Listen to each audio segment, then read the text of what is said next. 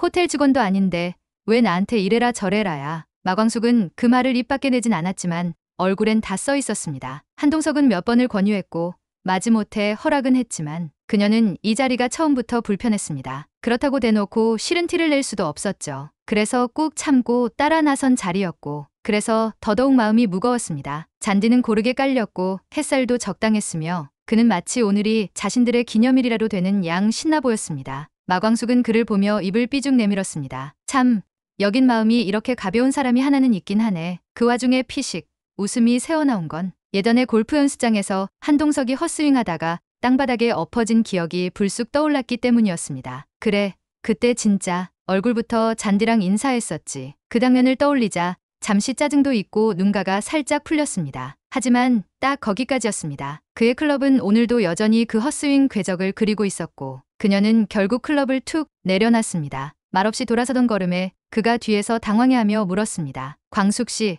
어디 가요? 그녀는 고개만 살짝 돌린 채 말했습니다. 술도가 일손 빠졌을 텐데요. 저는 돌아갈게요. 그리고 회장님 헛스윙 실력은 여전하네요. 정말 짧은 웃음 한 줄 남긴 뒤 그녀는 떠났습니다. 그 말이 농담인지 비꼼인지 아니면 두 감정이 뒤섞인 건지는 그 자신도 알 수 없었을 겁니다. 이 택시는 미리 불러놓았고 마치 정해진 스케줄처럼 시간에 딱 맞춰 그녀를 태웠습니다. 그녀는 뒷좌석에 앉아 창밖을 잠시 보다 이내 눈을 감았습니다. 내가 포기하지 말아야 할 게 많아. 내일, 내 생각, 내 인생 술도가 사람들과 함께한 시간들, 그리고 한동석 씨와의 인생도 그중 하나겠지. 하지만 지금은 우선순위가 분명해. 지금은 술도가야. 그녀는 그렇게 결정을 내렸고 그 결정은 오늘 하루 그녀가 가장 흔들리지 않은 단 하나의 움직임이었습니다. 클럽도 감정도 모두 내려놓고 다시 자신이 있어야 할 자리로 돌아가는 길이었습니다. 술도가 앞 차 한 대가 조용히 멈춰 섰습니다. 한동석은 라운딩을 마치고도 웃지 못했습니다. 마광숙의 등 뒤에 남겨졌던 그 마지막 농담이 자꾸 마음에 걸렸기 때문이죠.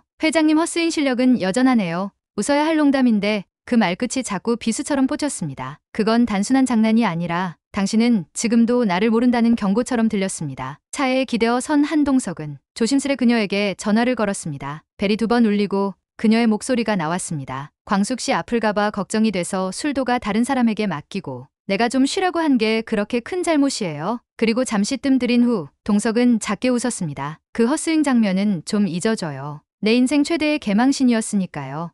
제발. 그 말에 마광숙의 얼굴에 아주 미세한 흔들림이 일었습니다. 하지만 곧 단단한 표정으로 돌아왔습니다. 알겠어요. 지금 중요한 건 헛스윙이 아니니까요. 그리고 덧붙였죠. 내가 분명히 말했죠. 술도가 일 그만 안 둬요. 그리고 내 몸은 내가 알아서 관리한다고요. 그녀의 목소리는 단호함을 넘어서 터져나왔습니다. 목청이 올라갔고 억눌렀던 감정이 쏟아졌습니다. 한동석도 물러서지 않았습니다. 그게 그렇게까지 화낼 일이에요? 난 그냥 걱정돼서 그런 거잖아요. 그 걱정 오바예요. 회장님 걱정은 늘 나를 빼고 시작하잖아요.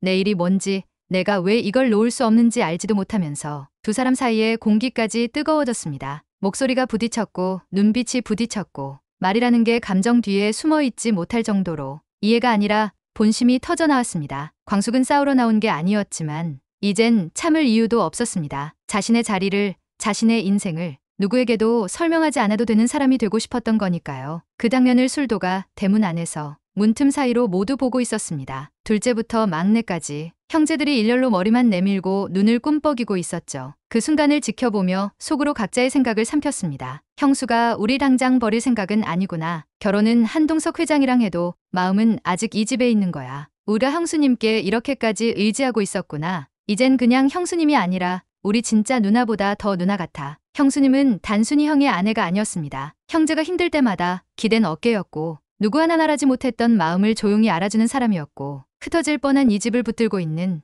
유일하게 따뜻한 중심이었습니다. 그들이 이제야 다시금 깨달은 겁니다. 이 집을 지탱하고 있는 건 피도 사랑도 법도 아닌 그녀의 마음이라는 거려. 누구는 말 없이 눈을 피했고 누구는 고개를 끄덕였고 또 다른 누구는 조용히 문을 닫았습니다. 형수님은 아직 떠나지 않았습니다. 아니, 떠나지 않을 것입니다. 몸도 마음도 그 사실 하나만으로도 그날 저녁 술도가 형제들의 밥상은 오래간만에 편안했습니다. 사장님, 검사 결과입니다. 직원이 내미는 흰 봉투 하나가 조용히 책상 위에 내려졌습니다. 도꼬탁은 떨리는 손으로 봉투를 쥐었지만 봉투를 뜯는 그 짧은 순간마저 어쩐지 마음이 무겁게 가라앉는 느낌이었습니다. 한 번 접힌 종이가 안에서 또박또박 펴졌고 눈앞에 도달한 숫자 유전자 일치율 100만%. 단 몇 글자도 되지 않는 활자였지만 그 문장 하나가 그의 머릿속을 하얗게 지워버렸죠. 그는 순간 아무 소리도 들리지 않았고 손에 들고 있는 서류가 종이인지 흉기인지 구별되지 않았습니다. 눈으로 계속 읽고 있음에도 어이가 없어서 그런지 눈을 뗄 수가 없었죠. 아무 말도 하지 않은 채 독고탁은 자리에서 일어나 서류를 접어 재킷 안에 넣었습니다. 직원에게 눈빛 한 번 주지 않고 나서며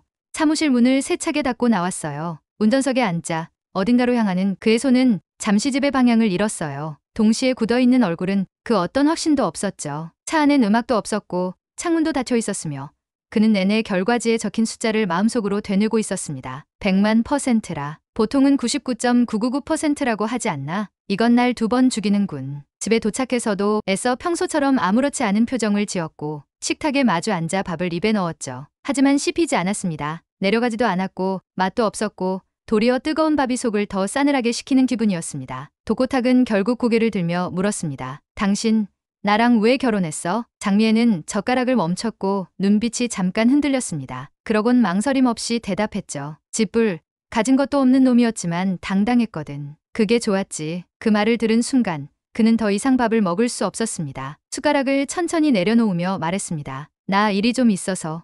여보, 이 밤에 어딜 가려고? 독고탁은 대답하지 않았습니다. 몸을 일으키는 속도와 문을 나서는 뒷모습엔 이미 감정의 균열이 고스란히 드러나 있었죠. 차에 올라타자마자 그는 재킷에서 서류를 다시 꺼냈고 그 숫자들을 다시 확인하며 가슴에 얹힌 무게를 애써 눌러보려 했습니다. 하지만 그러면 그럴수록 혼란은 깊어졌고 결국 그는 차를 몰아 한강으로 향했습니다. 차에서 내린 독고탁은 힘없이 천천히 강가로 걸어 내려갔습니다. 그는 손에 쥔 종이를 몇 번이고 접었다 폈다를 반복했고 마치 그 안에 담긴 진실이 반복해서 접으면 다른 내용으로 바뀔지도 모른다는 식의 미련이었을 겁니다. 그리고는 결국 큰 소리로 외쳤습니다. 이건 정말 아니라고. 혹시 세리도 진짜 아빠가 따로 있는 거 아냐? 독고탁은 스스로도 이런 생각까지 하게 될 줄은 몰랐는데 자신이 지금 이런 생각까지 하고 있다는 사실에 망연자실했어요. 말을 잇지 못하고 그는 돌 하나를 집어 들었습니다. 그 돌을 손에 꽉 쥔 채 한참을 강물만 바라보다가 온 힘을 다해 내던졌습니다. 돌이 물속에 떨어지는 소리는 작았지만 그의 마음이 무너지는 소리는 강가의 고요를 완전히 집어삼킬 만큼 컸습니다. 술도가 아는 막걸리 익어가는 소리만큼이나 조용했습니다. 가끔 공장장과 광숙이 눈빛으로 주고받는 짧은 움직임만이 술도가 안을 천천히 채우고 있었죠. 마광숙은 별다른 말 없이 막걸리 병의 라벨을 확인했고 공장장은 미리 포장 박스를 꺼내 조심스레 쌓았습니다. 그는 급한 것도 당황한 것도 없이 늘 하던 일처럼 천천히 그러나 정확하게 흐름을 붙잡고 있었습니다. 이런 분위기에서 천수는 사무실에서 쏟아지는 주문 전화를 응대하고 있었고 전화기 너머 거래처들은 오히려 안심하는 말투였습니다. 천수는 그제야 문득 생각했죠. 우리 형수님이 이렇게 깊은 맛의 막걸리를 만들다니 정말 놀라워. 형수님 안 계셨으면. 천수가 공장 안을 바라보는 눈빛엔 형수가 아니라 형을 그리워하고 대하는 마음이 담겨 있었습니다. 형수님 정말 고맙습니다. 형수님 아니었으면 우리 형제들은 지금도 그 고통 속에서 방황하고 있었을 겁니다. 진짜로 정말 감사해요. 말끝이 흐려졌지만 감정은 오히려 또렷하게 남았습니다. 그 순간 천수는 깨달았습니다. 이 사람은 그냥 형수가 아니라 우리가 기대고 있는 진짜 어른이구나. 마광숙은 고개를 돌려 미소 지을 틈도 없이 다시 공장장 옆으로 향했습니다. 그녀는 눈으로 대답했고 등으로 책임을 보여주고 있었죠. 그 시각 강가 독고탁은 여전히 강가에 서 있었습니다. 서류봉투는 손에 쥔 채 구겨져 있었고 바람은 어느덧 반봉기에 차가워져 있었습니다. 그는 유전자 검사지를 다시 펴보다 이제는 힘없는 손으로 구겨쥐고 있었습니다. 100만%. 그러니까 결국 내 의심이 맞지 않기만 바랬는데 이젠 정말 내 인생이 더 무너지는구나. 그는 아무 말도 하지 않았습니다. 소리도 눈물도 없었습니다. 그저 눈빛이 점점 비어갔고 손끝이 느리게 아주 느리게 종이를 쓸었습니다. 그 순간 독고탁 머릿속엔 이런 생각이 꽂혔습니다. 언젠간 터질 줄 알았지. 나쁜 짓 하고도 멀쩡히 살 수 있을 줄 알았던 내가 바보였어. 누굴 속인 게 아니라 결국 자기 인생을 망가뜨린 건 자기 자신이란 걸 이제야 느끼는 중이었습니다. 남 욕하고 남 탓하며 살았지만 정작 가장 더럽고 구린 건 자기 마음이었고 이제 와서야 그 대가가 하나씩 돌아오는 거였습니다. 진실은 늦게 와도 끝까지 따라온다는 걸 이제서야 뼈저리게 깨닫고 있는 중이었습니다. 광숙은 그 진실 위에 삶을 쌓았고 독고탁은 그 진실 앞에서 무너지고 있었죠. 구독과 좋아요, 알림 설정까지 해두시면 다음 회차 뇌피셜을 가장 빠르게 만나보실 수 있습니다. 오늘 전해드린 이야기는 드라마지만의 상상과 해석으로 구성된 뇌피셜 리뷰이며 본 방송과는 다를 수 있다는 점 참고 부탁드립니다. 감정의 파도가 몰아치는 KBS 주말 드라마 독수리 오형제를 부탁해 매주 토요일과 일요일 저녁 8시에 방송됩니다. 여러분의 따뜻한 관심과 시청 부탁드립니다. 지금까지 드라마지의 감정몰입 뇌피셜 리뷰였습니다. 다음 영상에서 다시 뵐게요.